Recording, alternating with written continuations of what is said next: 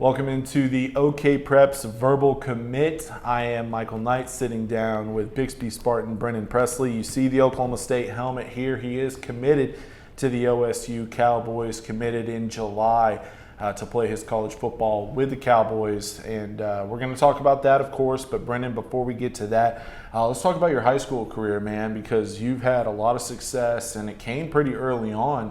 At the varsity level. I remember watching you as a sophomore pretty early on, your sophomore year in 2017, and I was like, man, this cat can play. He's a little small. He's just a sophomore. He's got some room to grow, but this cat can absolutely fly.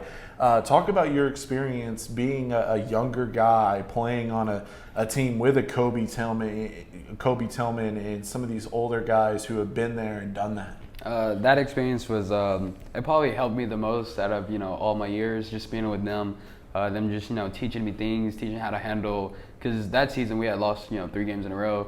So it just taught me, how to deal with, pressure and expectations, being, back-to-back state championships at that time. It just taught me, how to, live up to the hype and everything else and how to prepare and actually, become a state championship and all just those like life, value things that, everyone should have. How did this offseason feel different? And we're going to get into last year and going on and winning a state championship, but how did this offseason feel different than last year, where you guys last year were coming off a championship loss and we're coming into the 2018 season kind of as the underdogs in 6A2. Booker T had a lot of guys coming back. Stillwater was going to be loaded. Midwest City had Colbert coming back at quarterback. So Bixby was kind of the underdog going into last year. How did this offseason feel different than last year, where now heading into 2019, all eyes are back on the Spartans?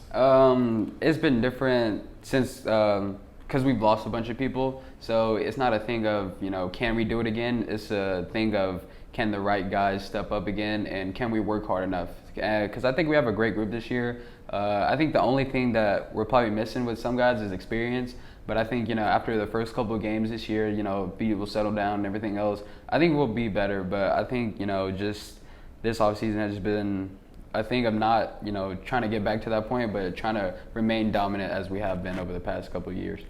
Let's talk about that year in 2018 where, again, you have a lot of new faces. You have a new quarterback. You have to replace, guys like Kobe Tillman. You have to replace some guys on the offensive and defensive line. And, while you had plenty of experience, there were other guys around you that just simply hadn't had a chance to show out yet. At what point in the season did you guys come to the realization that, okay, yeah, we're young, we're getting more and more experience, but we have what it takes to be a state championship team? I think it was after the Sapulpa game because, stuff had, been said. And I think that's when, the leaders on the team, like an Ethan Hall, Ryan Kerr, Cade Cavender, I think that was, the game where they just asserted themselves, and that kind of energy is almost infectious through the rest of the team. So we went out there and, we played like we did. That was probably our best game of the year, 45-0 in the first half. So I think that game is where we, finally looked at ourselves as, like, dang, we could actually play and, we can be good if we have the right mindset with every game we go into. All right, so you play offense, you play defense, you also play special teams. Do you sell popcorn at halftime? Do you try to help out the consent? What else don't you do? I mean, you do everything for the Spartans. I never, when I watch you, I'm like, man, I don't know what he is at the net. I don't know if he's a receiver. I don't know if he's a corner. All I know is he's a next level guy. What do you like doing the most? Do you like playing offense or defense more? I like playing offense more. I like to look at myself as more of a receiver. Defense is honestly something that I kind of do, kind of naturally, I guess. Sophomore year is my first year actually playing, defensive back, at least, where they actually throw. I mean, Little League, but, I wouldn't really count that. But, defense is kind of something I do like naturally, and then, everything else wherever they need me at. But at the next level, I would like to play receiver. Well, yeah, I mean, look, watching you early on as a corner, I'm like, dude, well, the guy, he can run with just about anybody, so you're not going to get away from him. There isn't going to be any space. So it is that natural ability at that position. Oklahoma State, what do they like you as, offense or defense? Offense, a slot receiver. Nice. let's talk about them as well. I mean, from your decision to go ahead and commit, from the time they offered you, from the time they started showing a lot of interest in you, walk us through that timeline where, you know, there was interest there, then they went ahead and made that offer, and then your ultimate decision to commit. How quick was it? Because I don't think that, you know, as far as when you committed to when they offered, I don't think there was a lot of time there. Did you know that OSU was going to be the place for you?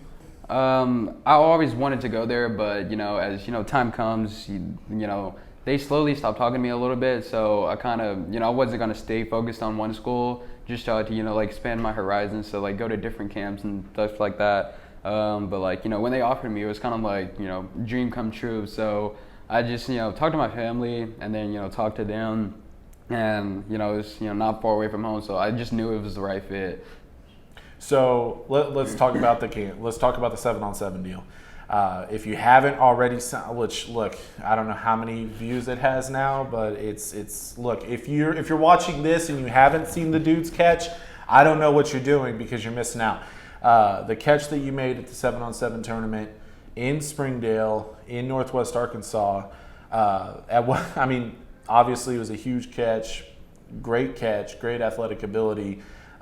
Did you know, I mean, how soon did you know how big of a deal that was going to be as far as how much it was going to blow up on social media? I didn't think it would be that big of a deal until like my coach, we were on the bus like going the way back, and he's like, "Brennan, check your phone." So I'm like, okay, and then I get on Twitter, and all of a sudden, you know, SportsCenter posted it, and that's when I knew it was like a big deal. I mean, when the play happened, I was like, oh, because he usually records it.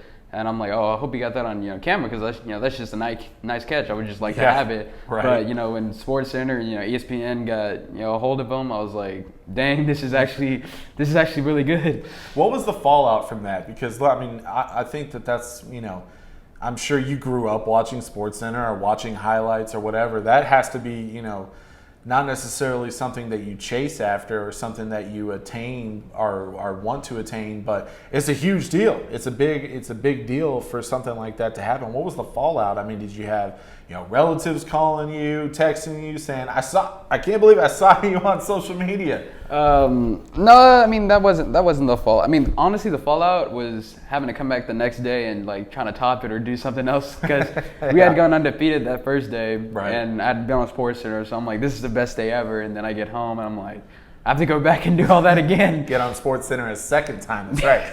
No, okay. So another part of that story in that tournament in particular was the fact Stillwater was there. Their quarterback has a pretty famous father, Coach Gundy, your future head coach. Did he see the play, or did he see it like everybody else saw it on social? Was he in the stands? Because I heard he was in the stands at the time you made the catch. Yes, sir. He saw the play. He had told me he saw it. What was his reaction to it? Had they offered you at that point? Yes, sir. They had offered me at that point. I was hoping he had saw it, but his son was playing. We were playing on one field. His son was playing on the other field. So I'm like, maybe he didn't see it because he was watching his son. Right. But when I made the catch, like the whole, the crowd just, exploded. So I was hoping he didn't see the tail end of it, but he told me he saw the whole play, and he said it was, a great catch. Yes. Well, ditto. Same. All right. So let's talk about this season. But before we do that, I want to talk about your family, because you got one of the more athletic families in the Tulsa area. Your younger brother had a nice season last year, breakout year for him as a running back. But your sister is a track star at Ole Miss. How competitive are you guys? Just at the dinner table when you all get together, how competitive is it? First of all, it's fast, but how competitive is that dinner table?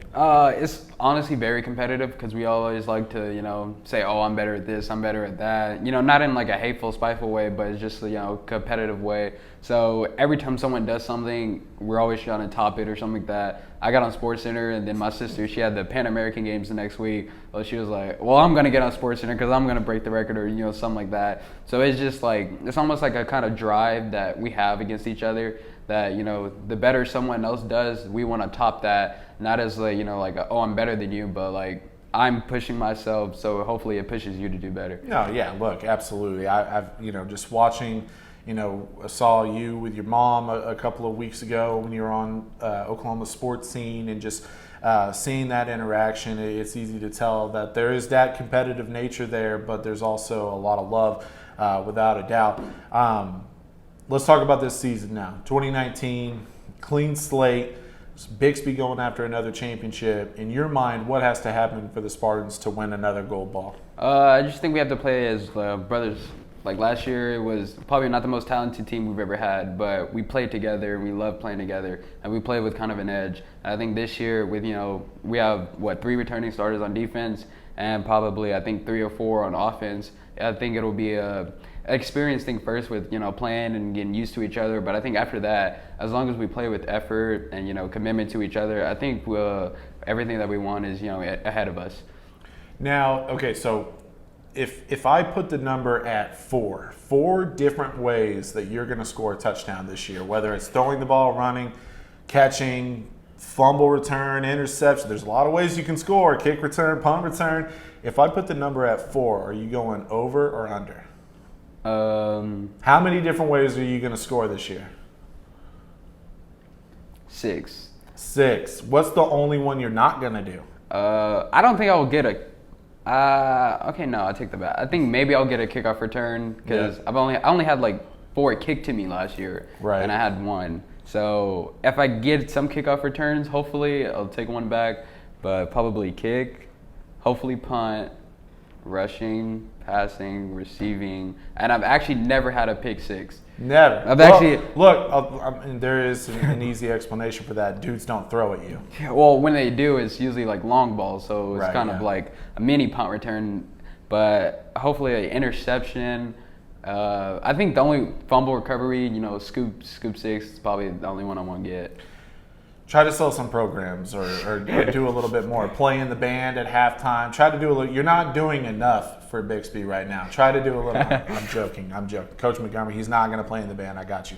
All right, Brennan, always fun talking with you. Congratulations on all the success so far, and good luck to you and the Spartans this fall. Yes, sir. Thank you. He's Brennan Presley. I'm Michael Knight, and this has been another episode of the OKPreps Verbal Commit.